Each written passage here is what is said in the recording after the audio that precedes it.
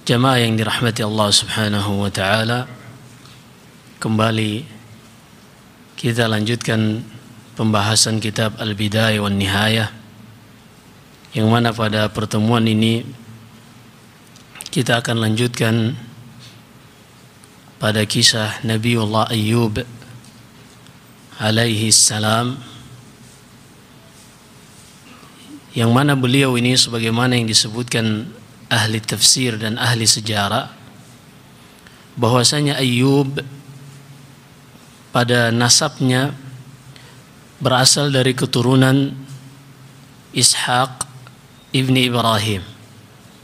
Sebagian ahli nasab menyebutkan namanya adalah Ayyub ibni Mus atau ibni Amus ibn Razah ibni Al-Isi ibni Ishaq ibni Ya'qub.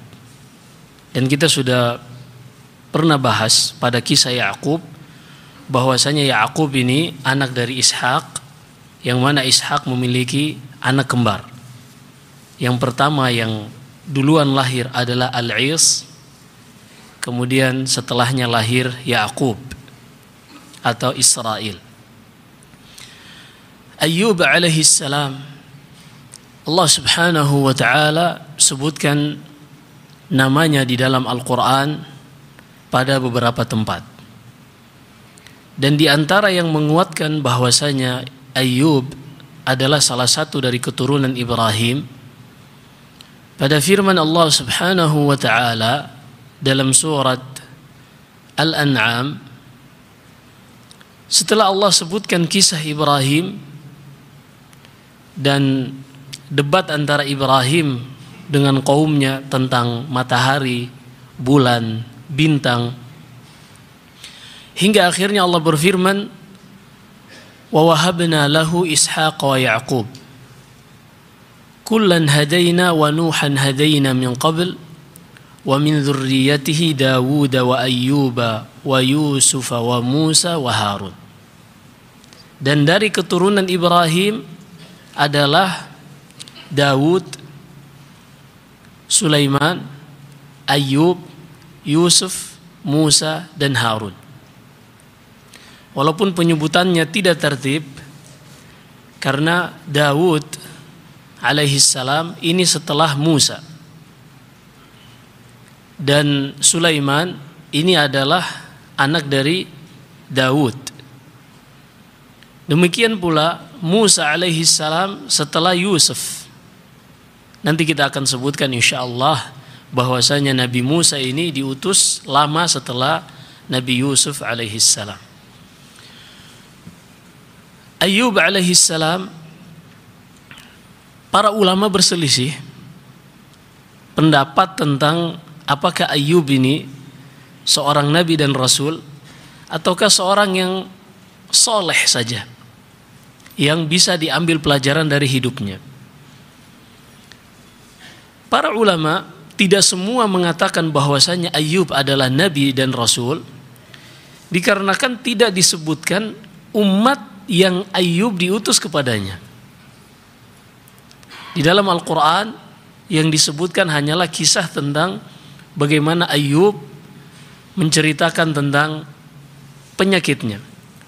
Wa Ayyuba idh nada rabbahu anni massani ad-dur, di surat Al-Anbiya, dan juga di surat Sad.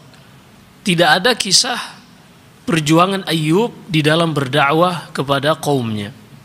Sehingga para ulama sebagian mengatakan Ayyub bukanlah nabi, akan tetapi dia adalah seorang saleh, sebagaimana halnya Dzulqarnain yang Allah ceritakan di akhir surat Al-Kahf, dan juga seperti Luqman yang Allah sebutkan kisahnya dalam surat Luqman.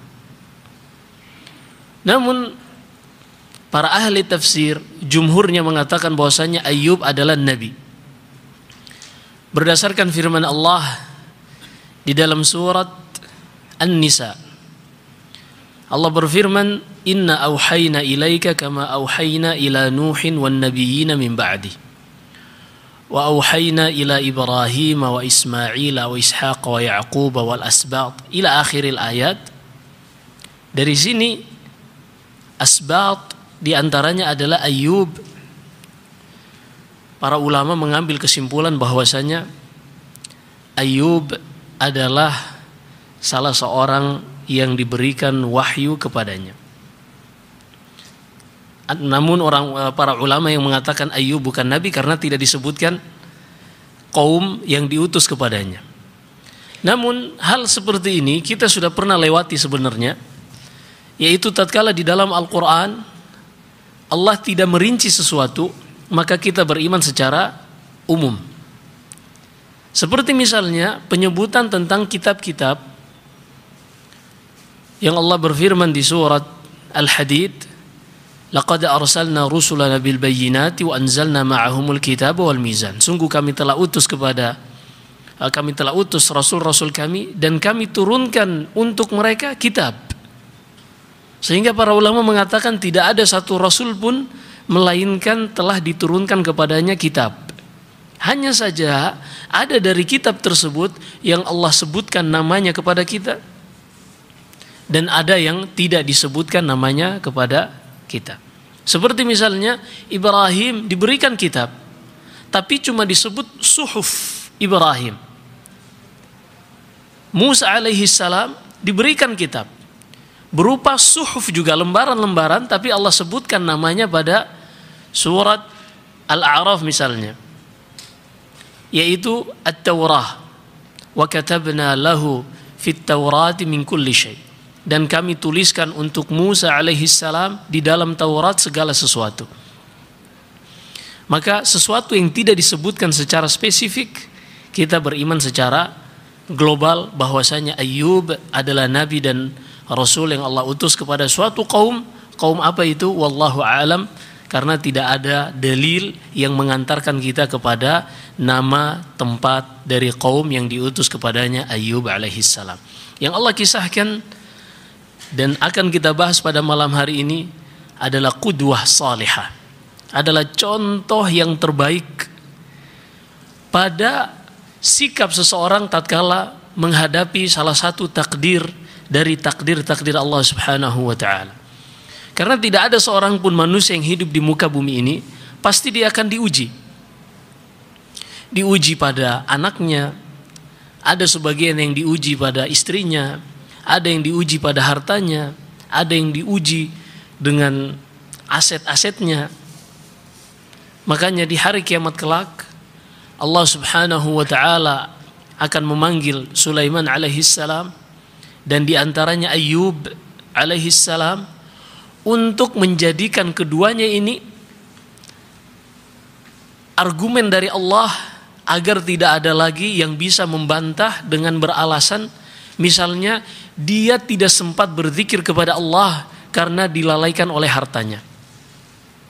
Karena harta yang paling banyak, manusia yang paling banyak hartanya, kerajaannya yang paling tinggi adalah Sulaiman alaihissalam. Namun dengan demikian, hartanya yang paling banyak, kerajaannya yang tiada batas, Sulaiman alaihissalam tidaklah pernah melalaikan hak-hak Allah Subhanahu wa taala. Dan juga Allah akan memanggil Ayyub alaihissalam untuk menjadikan ini argumen kepada manusia agar orang-orang yang diberikan penyakit di muka bumi ini lalu mereka mengatakan, ya Allah, aku tidak sempat beribadah kepadamu karena aku ditimpa ujian, aku sakit, badanku sakit dan seterusnya. Semuanya Allah Subhanahu wa taala tidak terima alasan-alasan tadi karena Allah sudah berikan contoh para nabi dan rasul yang Allah utus, yang akan kita sebutkan hari ini kisah tentang Ayyub dan bagaimana musibah yang menimpa Ayyub ini hampir tidak pernah diberikan kepada selain Ayyub alaihissalam. Para ulama menyebutkan Ayyub tinggal di daerah Hauran, salah satu tempat di negeri Syam. Karena memang Ya'qub tinggal di Syam. Jadi Palestina, Damaskus itu semua termasuk Syam. Dan kita sudah sebutkan bahwasanya Ya'qub dialah yang membangun Baitul Maqdis di Palestina dan ini termasuk Syam dan di sekitar itulah mereka tinggal.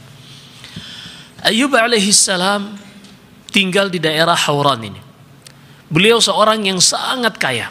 Hampir tidak ada yang menandingi kekayaannya ketika itu. Memiliki aset berupa tanah yang sangat luas, seperti disebutkan Ibnu Katsir. Juga beliau memiliki banyak hewan ternak. Memiliki anak-anak dan keturunan yang banyak. Memiliki budak dan banyak kerabat-kerabat Ayyub alaihissalam. Dan ini berlangsung sekian lama.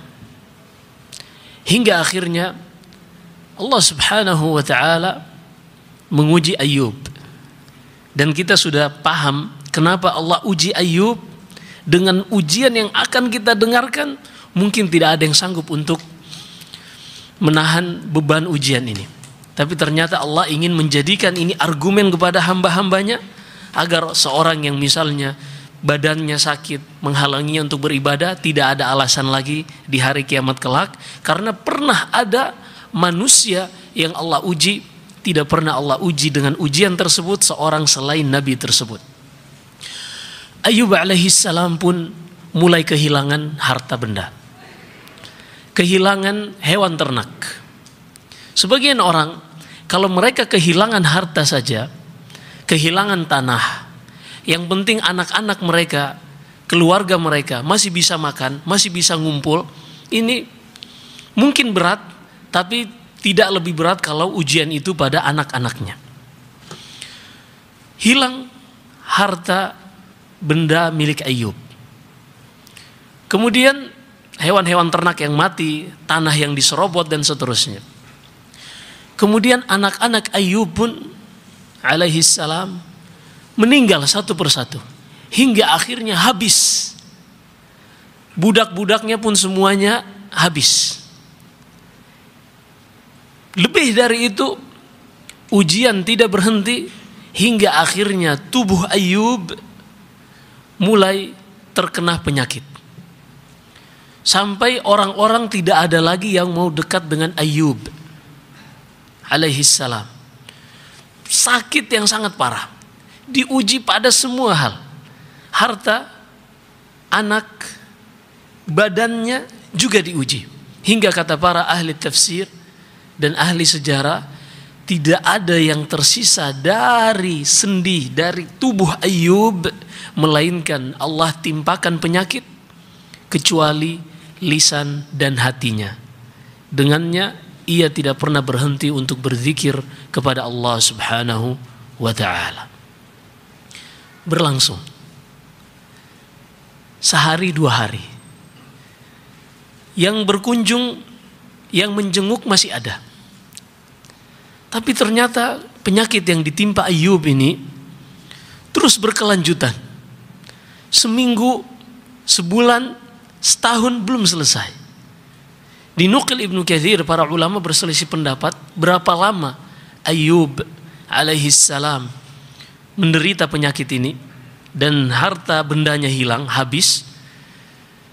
Ada yang mengatakan 3 tahun, 7 tahun, dan ada sedikit yang mengisyaratkan dalam riwayat Anas, walaupun kalau disifati marfu' sangat gharib, kata Ibnu Katsir, Ayyub alaihissalam bersabar menahan penyakit ini selama 18 tahun. Allahu Akbar. Ayyub melewati hari-harinya dengan kondisi semakin hari semakin terperosok Ayyub alaihissalam ke dalam sesuatu yang dia tidak inginkan. Teman-temannya mulai, sahabat-sahabatnya mulai tidak ada yang datang. Kerabat-kerabat mulai tidak ada yang mendekat. Pertama, karena memang kalau seorang sakit sehari dua hari yang menjenguk masih ada. Tapi kalau sudah sebulan, 2 bulan, bahkan setahun, orang mulai bosan untuk menjenguk. Dan ini tabiat manusia, dan itu sah-sah saja bagi mereka. Yang tersisa hanyalah manusia-manusia yang memang memiliki kedekatan dan ikatan dengan orang yang sakit tersebut. Dan mereka itu biasanya adalah ayah, ibu. Ini yang akan paling bisa bertahan untuk terus menjaga dan menjenguk orang yang sedang diuji sakit ini. Dan di antara yang paling setia kepada Ayyub alaihissalam adalah istrinya, yang akan kita sebutkan kisahnya. Ketika kondisi Ayyub semakin terpuruk,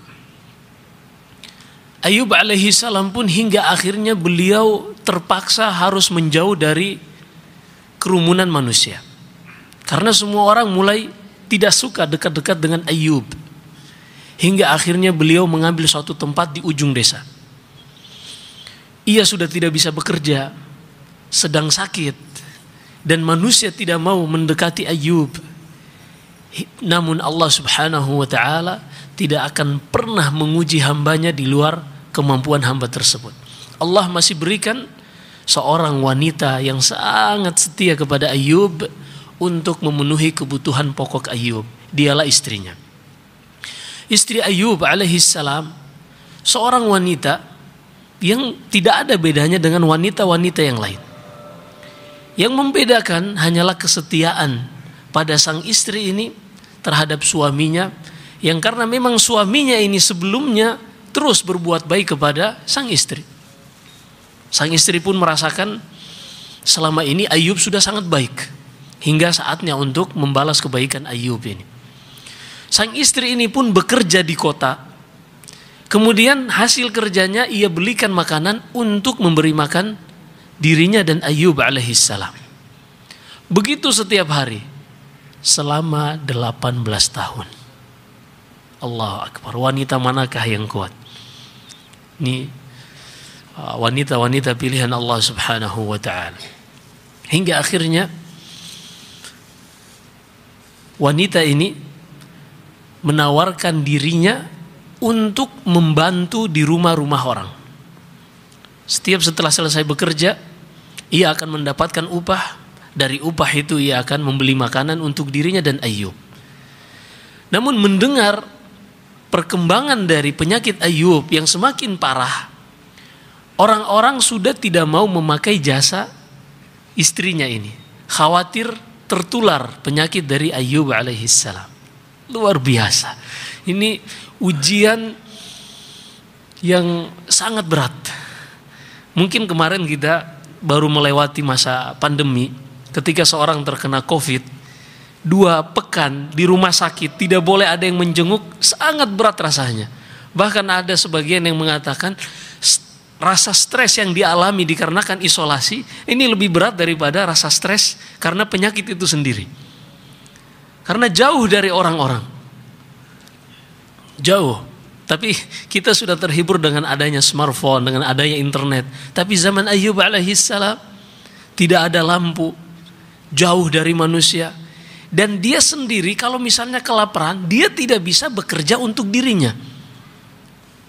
Ini subhanallahil azim.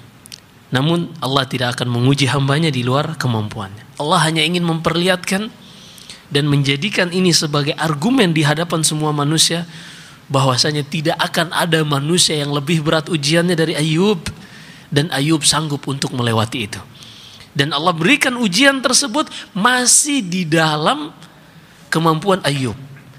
Hingga akhirnya istrinya yang setiap hari sangat capek dan letih ini mengatakan kepada Ayyub, "Lau da'awta rabbak fayakshifu ank." Wahai Ayyub, kenapa engkau tidak berdoa saja kepada Allah agar Allah subhanahu wa ta'ala menghilangkan penyakit ini darimu? Apa kata Ayyub? "Ishtu mu'afan 70 sana wala in asbir 70 sana lakana khairan li." Allah telah memberikan nikmat aku hidup normal, bahkan melebihi orang-orang dengan nikmat yang sangat banyak selama 70 tahun sebelum diuji dengan penyakit tersebut. Kalau seandainya aku diuji dengan 70 tahun, maka hal itu masih hal yang wajar untuk aku bersabar dan tidak terburu-buru meminta Allah agar menghilangkan penyakit ini dariku. Ini manusia-manusia yang frekuensi cara berpikirnya mungkin kita tidak sampai. Karena mereka memandang sesuatu bukan hanya dengan orientasi dunia. Orientasi dunia, manusia memandang ketika mereka mendapatkan nikmat, bahwasanya itulah pemuliaan dari Allah. Tapi kalau dia ditimpa ujian, seakan-akan Allah menghinakannya. Kalla. Kata Allah dalam surat Al-Fajr, bukan seperti itu patokannya. Fa ammal insanu idza mabtalahu rabbuhu fa akramahu wa na'amahu fa yaqulu rabbi akraman. Manusia tabiatnya ketika mereka diberikan nikmat, dilapangkan rezekinya, dia pun mengambil kesimpulan Allah sedang memuliakanku. Tapi kalau diuji dengan ujian, rezekinya disempitkan, dia pun mengambil kesimpulan Allah sedang menghinakanku. Apa kata Allah? Kalla. Bukanlah patokan seorang mulia di hadapan Allah dengan banyaknya harta atau hal-hal duniawi lainnya. Dan Allah tegaskan di surat yang lain, wa ma amwalukum wala auladukum billati tuqarribukum indana zulfa illa man amana wa amila salihan faulaika lahum jazaa'u dhi'fi bima amilu wa hum fil ghurufati aminun. Bukanlah harta dan keturunan kalian yang akan mendekatkan kalian kepada Allah Subhanahu wa ta'ala. Artinya bukan semata-mata karena kalian punya harta, punya keturunan, itulah yang membuat kalian mulia dan dekat di sisi Allah. Bukan.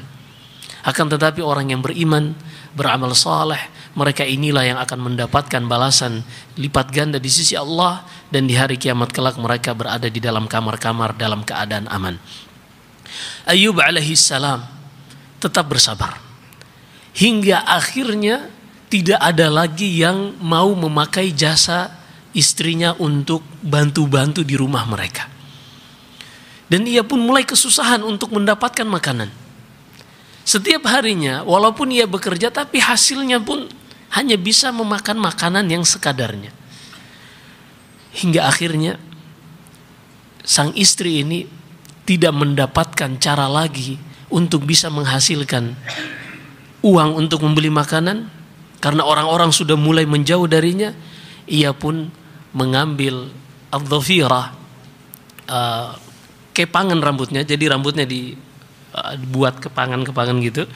Kemudian ia pun mengambilnya dan mengguntingnya, kemudian menjualnya kepada anak-anak dan istri-istri orang-orang kaya ketika itu.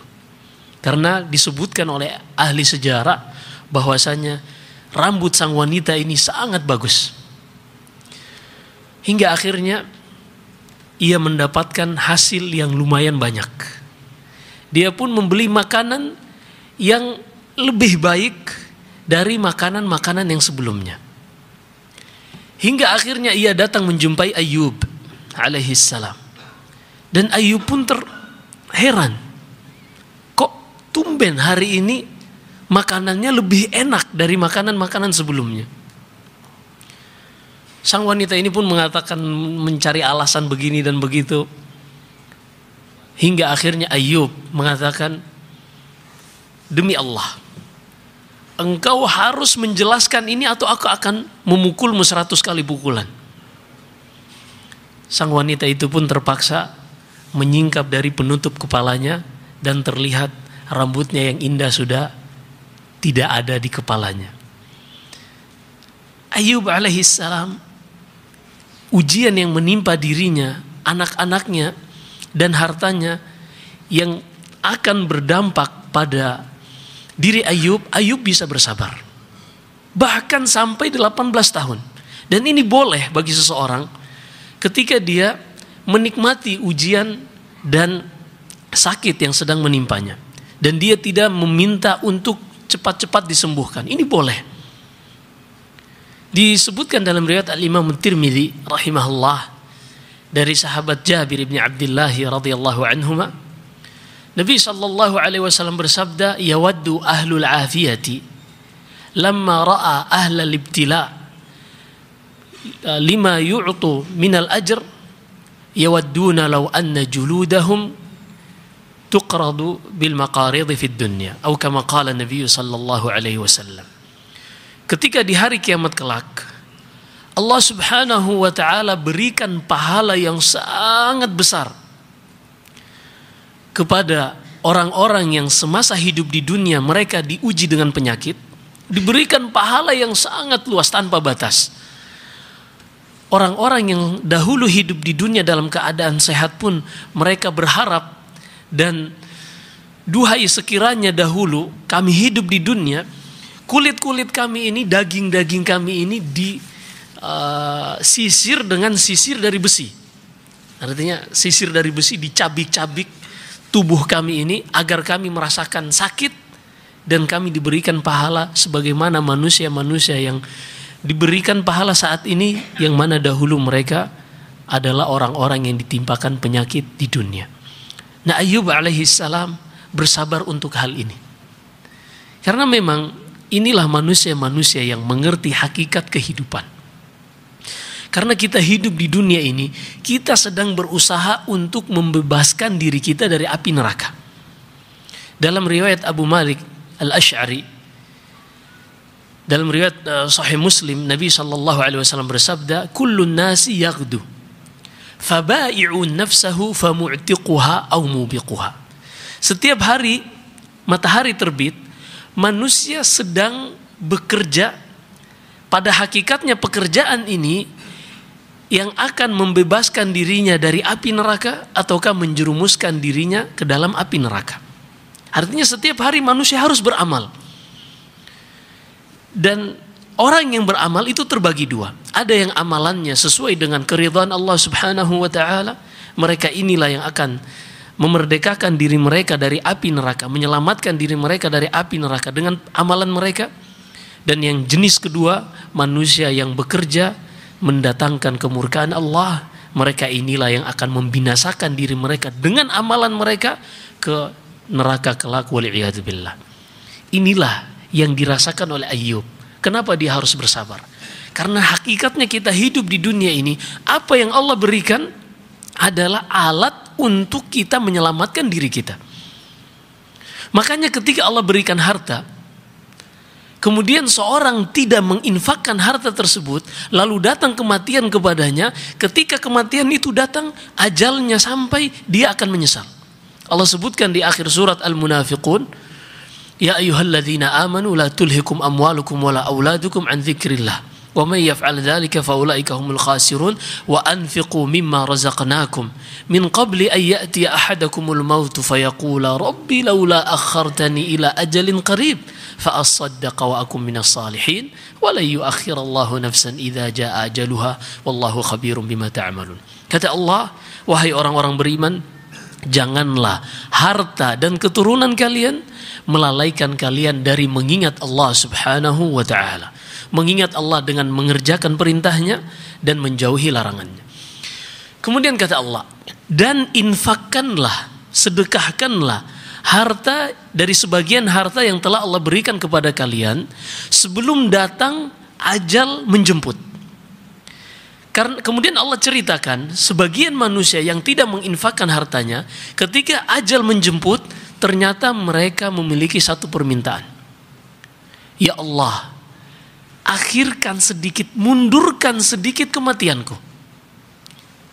Tidak banyak-banyak, ajalin qarib, ya Allah sedikit saja, tangguhkan kematianku. Fa'asaddaq, niscaya aku akan infakkan hartaku. Kenapa? Karena ketika itu dia sadar bahwasanya hidup ini kita sedang memperjuangkan diri kita untuk diselamatkan dari api neraka. Dengan apa? Allah berikan semua fasilitas yang ada ini, jasad kita, kekuatan kita, harta kita, anak-anak kita, semuanya adalah aset untuk kita menyelamatkan diri kita. Makanya Allah berfirman di surat Al-Maidah, "Ya ayyuhalladzina amanu taqullaha wabtaghu ilaihil wasilah wajahidu fi sabilihi la'allakum tuflihun." Wahai orang-orang beriman, bertakwalah kepada Allah dan carilah wasilah yang akan mengantarkan kalian kepada Allah. Ibnu Abbas radhiyallahu anhuma menafsirkan makna al-wasilah seperti yang dinukil Ibnu Katsir dalam tafsirnya, ay at-ta'ah. Carilah ketaatan baik pada ibadah badaniyah, ibadah yang berkaitan dengan badan seperti salat, puasa, atau maliyah, ibadah yang berkaitan dengan harta seperti zakat, haji masuk pada badan dan harta, atau ibadah-ibadah yang lain dengan menunaikan hajat saudara kita, membantu kaum muslimin, memberikan fasilitas kaum muslimin, seperti Masya Allah di masjid ini menyediakan untuk kaum muslimin tempat yang kondusif untuk sholat, tempat yang kondusif untuk menuntut ilmu. Ini semua adalah cara kita memanfaatkan aset yang Allah berikan, fasilitas yang Allah berikan untuk bisa mendapatkan wasilah, perantara amalan ketaatan yang akan mengantarkan kita kembali kepada Allah Subhanahu wa taala. Inilah yang sedang dilakukan Ayyub alaihi salam, yang istrinya sendiri sampai terheran dengan kesabaran Ayyub. Hingga akhirnya sang wanita ini menyingkap kepalanya dan Ayyub pun bersedih. Sebelumnya untuk dirinya sendiri dia tetap sabar, tapi dia khawatir istrinya tidak akan bersabar. Hingga akhirnya Allah Subhanahu wa taala menceritakan tentang Ayyub, ia pun menghadapkan wajahnya ke langit, berdoa kepada Allah Subhanahu wa taala. Allah sebutkan doanya di suratul Anbiya, wa Ayyub idh nada rabbahu anni massani ad-dur wa anta arhamur rahimin. Dan ingatlah hamba kami Ayyub ketika ia berdoa kepada Allah Subhanahu wa taala, ya Allah, sungguh musibah ini telah menghabiskan diriku dan keluargaku. Khawatir Ayyub sang istri ini sudah tidak bisa bersabar lagi. Wa anta arhamur rahimin, dan aku ketahui ya Allah, engkau adalah yang paling merahmati hamba-hambanya. Ayyub alaihi salam. Ini salah satu sebab yang disebutkan oleh para ulama kenapa Ayyub berdoa seperti ini setelah 18 tahun. Disebutkan sebab yang lain dalam hadis yang marfu'nya gharib, kata Ibnu Katsir dari Anas bin Malik radhiyallahu an, yaitu ketika Ayyub ini sudah ditinggalkan oleh semua sahabat-sahabatnya kecuali 2 orang dari murid-murid Ayyub yang paling setia kepada Ayyub. Keduanya ini terkadang masih menjenguk Ayyub. Hingga setelah masa yang panjang ini mereka lewati, dari salah satu dari keduanya ada yang mulai mengatakan, wallahi alimna anna Ayyub aznaba dzanban lam yudhnibhu ahadun minal alamin. Ini Ayyub ini ditimpa dengan musibah penyakit seperti ini dikarenakan Ayyub telah melakukan dosa yang tidak pernah dilakukan oleh seorang pun, sehingga dia diuji dengan ujian yang sangat panjang. Tidak ada yang pernah diuji dengan penyakit seperti ini. Nah, ini mulai suudzon, karena dia menyangka bahwasanya ujian yang seperti ini adalah indikator Allah menghinakan seseorang. Bukan. Karena seorang yang muslim atau seorang yang kafir pasti mereka akan merasakan ujian pada harta, pada badannya. Karena sebagian ada muslim yang lemah imannya mengatakan, enak ya jadi orang non muslim, mereka kayaknya hidupnya tenang aja. Ini tidak benar. Dan ini selalu kita ulang-ulangi.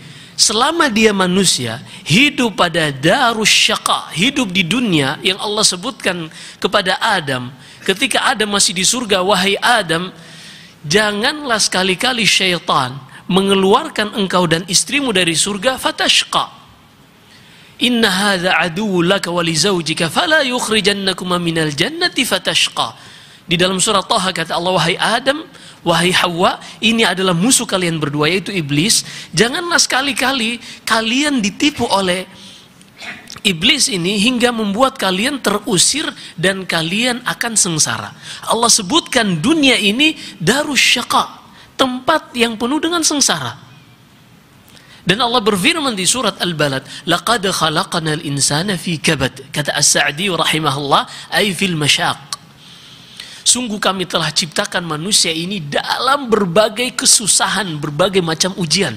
Jadi mustahil selama dia manusia akan bisa terlepas dari ujian. Kalau seandainya ada manusia yang bisa luput dari ujian, maka Nabi kita Muhammad sallallahu alaihi wasallam dialah seharusnya yang tidak pernah diuji.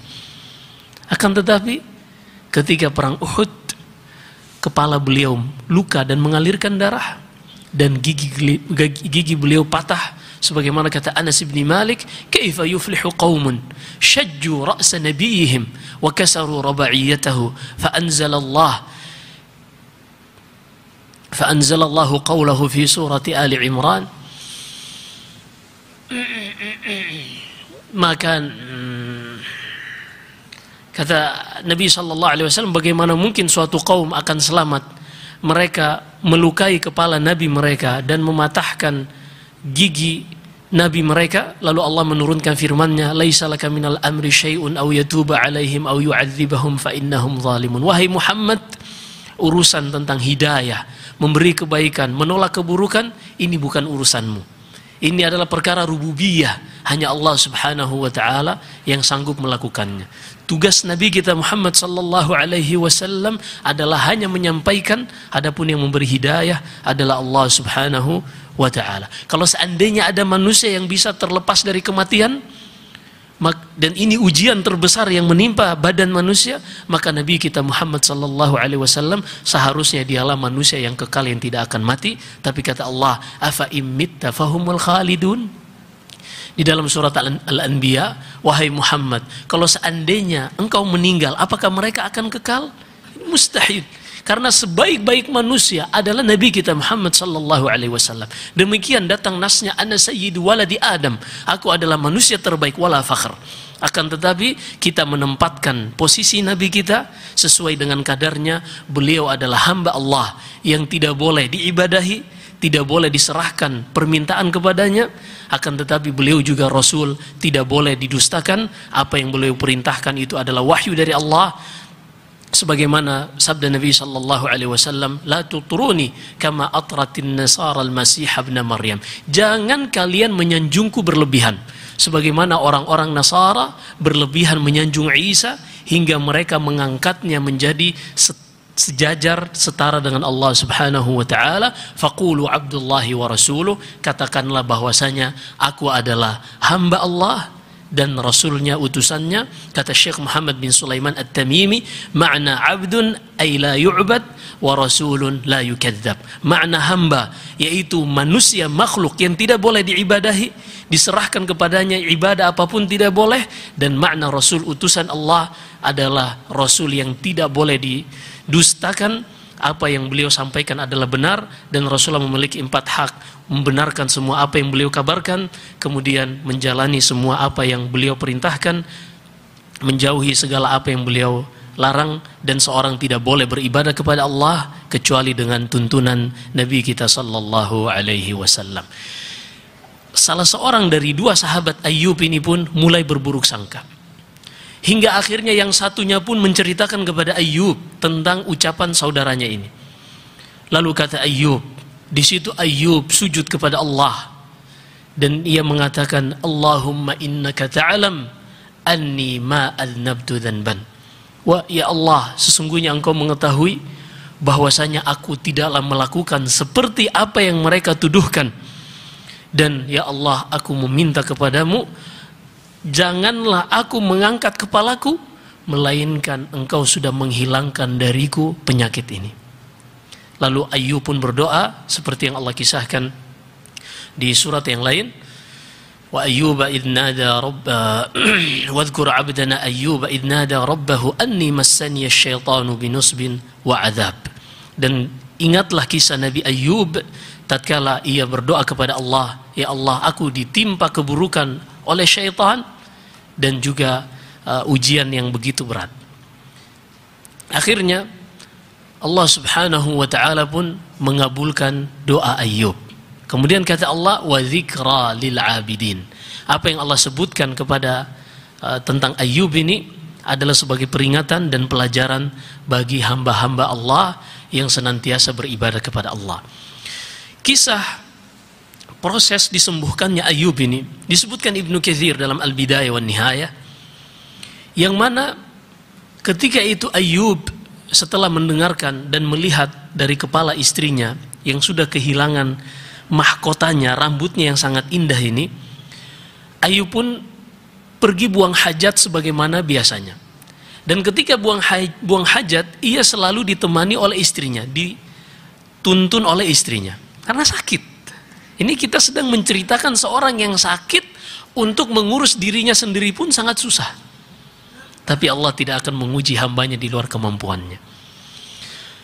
Hingga akhirnya suatu saat istrinya ini menuntun Ayub untuk membuang hajatnya, menunaikan hajatnya. Istrinya pun pergi untuk melakukan sesuatu. Disitulah setelah melihat kondisi istrinya yang sangat berat, Ayub pun berdoa kepada Allah, ya Allah, telah berat ujian yang engkau timpakan kepadaku. Ayub masih sabar, tapi ia khawatir istrinya, maka hilangkanlah penyakit ini dariku. Lalu kata Allah, fastajabna lahu wa wahabna lahu ahlahu wa mithlahum ma'ahum rahmatan min indina wa dzikra lil 'abidin. Allah Subhanahu wa taala seketika itu pun mengembalikan jasad Ayub alaihi salam sebagaimana kondisi normal, yaitu prosesnya ketika ia selesai menunaikan hajatnya, ia menantikan istrinya nggak datang-datang juga.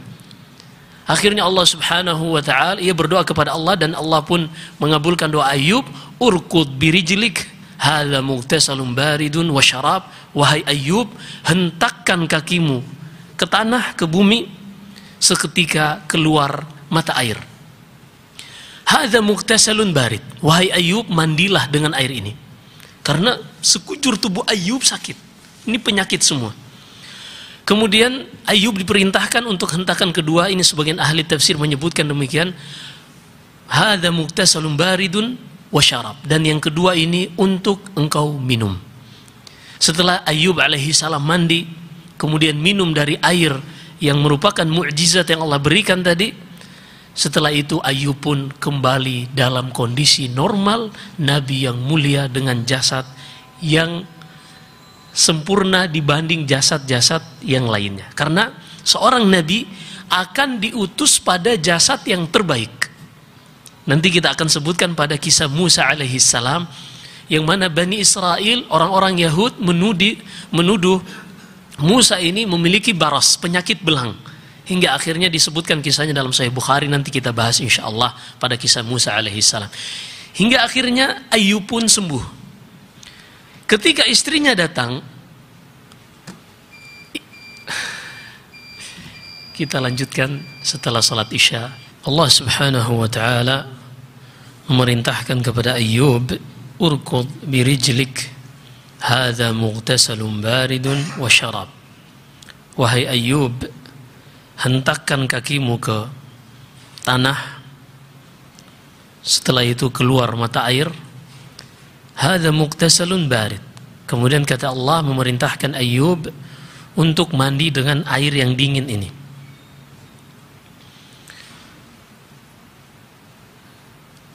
Sebagian ada yang mengambil istinbat, katanya untuk penyakit seperti ini mandi dengan air dingin. Wallahu a'lam.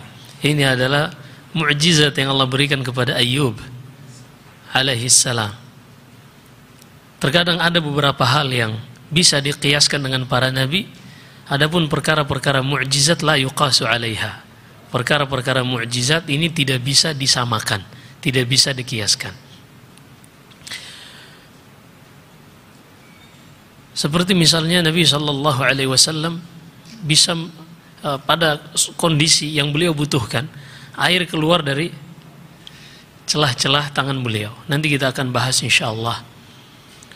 Lalu seorang melatih puasa 40 hari, bertapa di gua mana entah, agar bisa mengeluarkan air dari celah. Ini hal-hal seperti ini Nabi Shallallahu Alaihi Wasallam bukan seorang yang dengan trik atau dengan cara-cara paranormal atau pesulap mengeluarkan air, bukan. Tapi mukjizah adalah perkara yang di luar kebiasaan yang Allah Subhanahu wa taala berikan kepada nabi-nabinya ketika mereka butuhkan. Sampai ketika Musa alaihi salam Allah panggil di Gunung Tur, Allah bertanya, "Wa ma tilka biyaminika ya Musa?" wahai Musa, apa yang ada di tangan kananmu itu? Kata Nabi Musa, qala hiya 'asai atawakkau 'alaiha wa ahushu biha 'ala ghanami. Ini adalah tongkatku ya Allah. Aku bertumpu padanya dan dengannya aku menghalau hewan-hewan gembalaanku. Perhatikan di sini Musa, pengetahuannya tentang tongkat ini sebagaimana manusia lainnya. Lalu kata Allah, qala alqiha ya Musa. Wahai Musa, lemparkan tongkatmu, fa idza hiya hayyatun tas'a. Ketika dilemparkan oleh Musa, tongkatnya ini pun menjadi seperti ular. Nah, ini kita akan bahas. Hal-hal seperti ini, Musa alaihi salam la dakhala lahu fi. Tidak ada ikut campur tangan Musa di dalamnya. Ini semata-mata mukjizat dari Allah yang tidak bisa dilatih. Makanya ketika sudah dikumpulkan antara penyihir dengan Musa, jumlah penyihir disebutkan Ibnu Jarir At-Tabari 70.000, dan setiap penyihir memiliki tongkat dan tali. Lalu mereka alqaw hibalahum wa isiyahum. Mereka melemparkan tongkat dan tali ini masing-masing menjadi ular. Sehingga kalau jumlahnya 70.000 berarti ularnya ada 140.000. Fa'aujasa fi nafsihi khifatan Musa. Kata Allah dalam surat Thaha, Nabi Musa pun takut. Karena dia nggak tahu apa yang akan dilakukan oleh tongkat ini. Kalau seandainya Musa memiliki trik seperti paranormal yang berkedok agama dan seterusnya, Musa ngapain takut? Tahu ujung-ujungnya lemparin, nanti tongkat ini menjadi ular dan menelan semuanya. Tapi Musa nggak tahu hal itu, karena ini mukjizat. Apa kata Allah? Wa auhayna ila Musa an alqi 'asak fa idza hiya talqafu ma yafikun. Kami wahyukan kepada Musa. Perhatikan di sini, Nabi Musa menunggu wahyu dari Allah.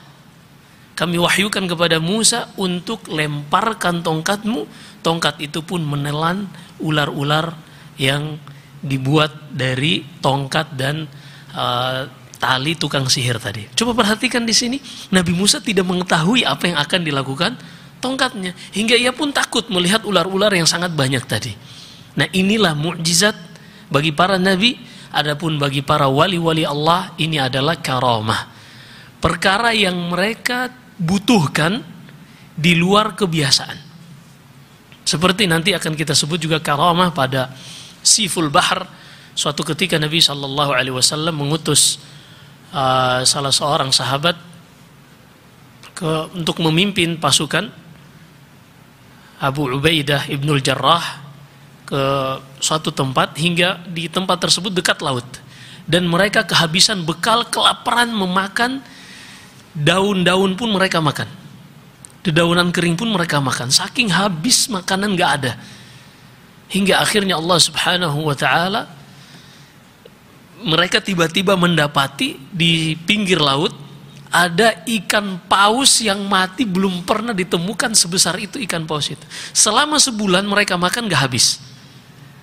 Nah, yang seperti ini mereka bukan menciptakan, bukan puasa dulu 40 hari. Gak ada para sahabat yang melakukan hal tersebut. Baik, kita kembali pada kisah Ayyub alaihissalam. Allah memerintahkan kepada Ayyub untuk mandi dari mata air yang keluar dari hentakan kakinya tadi. Lalu yang kedua, Allah perintahkan untuk dia minum dari air tadi. Hingga akhirnya Ayyub kembali sembuh dan tubuhnya normal. Ia pun tiba-tiba bertemu dengan istrinya yang baru selesai menunaikan kebutuhannya. Lalu bertanya istrinya, Barakallahu fik, hal ra'aita hadha an-nabiy al-mubtala? Ra'aituka ashbaha nasi ilaihi. Lihat enggak tadi nabi yang diuji oleh Allah dengan penyakitnya ini? Aku melihat wajahmu paling mirip dengannya. Lihat enggak orang tadi, nabi ini? Kata dia, ana Ayyub, qad adhaballahu anni dhur. Aku adalah Ayyub suamimu, dan Allah telah menghilangkan dariku penyakitku. Allahu akbar. Akhirnya wa wahabna lahu ahlahu wa mithlahum ma'ahum rahmatan min indina wa dzikra lil 'abidin. Allah tidak pernah menyanyiakan sabarnya Ayyub ini. Kata Allah, kami pun memperbaiki kembali istrinya. Sebagian para ulama menyebutkan istrinya ini diberikan kemampuan lagi hingga ia bisa melahirkan banyak anak. Sebagian ahli tafsir menyebutkan bahwasanya Allah menghidupkan kembali anak-anak Ayub yang sudah meninggal seperti sebelumnya, hartanya pun kembali dan Ayub hidup kembali normal. Dan disebutkan Ayub meninggal pada usia 90-an tahun. Ini Ayub alaihissalam. Udah hampir jam 8. Masih banyak pelajaran yang kita petik. Intinya Allah akan panggil Ayub di hari kiamat kelak, dan Allah akan berdirikan mereka di tengah-tengah manusia, sehingga manusia tidak ada lagi yang mengatakan, ya Allah, dahulu aku diuji pada badanku, pada hartaku, pada anak-anakku, sehingga aku tidak bisa beribadah kepadamu ya Allah. Ini Ayub alaihissalam yang kita sudah sebutkan kisahnya. Hampir tidak ada manusia yang diuji seperti Ayub, walaupun Allah tidak akan menguji seorang di luar kemampuannya. Allah berfirman, la yukallifullahu nafsan illa wus'aha. Itulah Allah yang menciptakan kita, yang menurunkan syariat kepada kita, mengetahui apa kebutuhan kita, mengetahui sejauh mana kemampuan kita, dan Allah berikan ujian kepada kita semua dengan masing-masing yang berbeda. Maka ketahuilah, setiap dari kita diberikan ujian, hal tersebut tidak akan mungkin di luar kemampuan kita. Dan jangan pernah berpikir bahwasanya kitalah manusia yang paling berat ujiannya. Masih banyak manusia-manusia yang lebih berat ujiannya. Dan jangan pula berpikir kok kayaknya yang tidak beriman itu sehat-sehat aja ya. Tidak, kata Allah, wala tahinu fi ibtigha'il qaum dalam surat An-Nisa.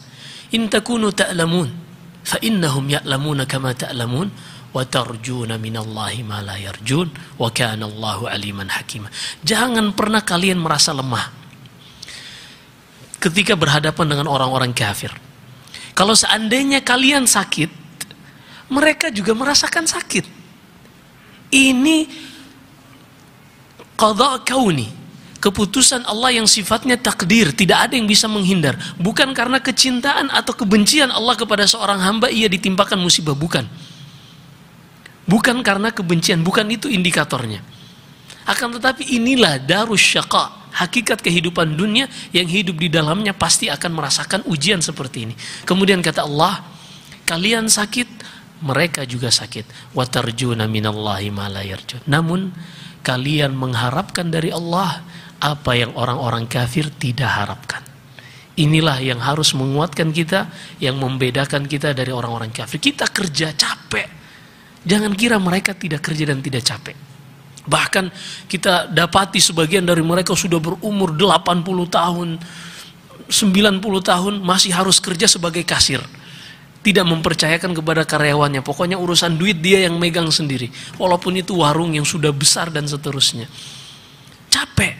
Kita capek, mereka juga capek. Akan tetapi kita mengharapkan dari Allah di hari kiamat kelak apa yang tidak diharapkan oleh orang-orang kafir ini.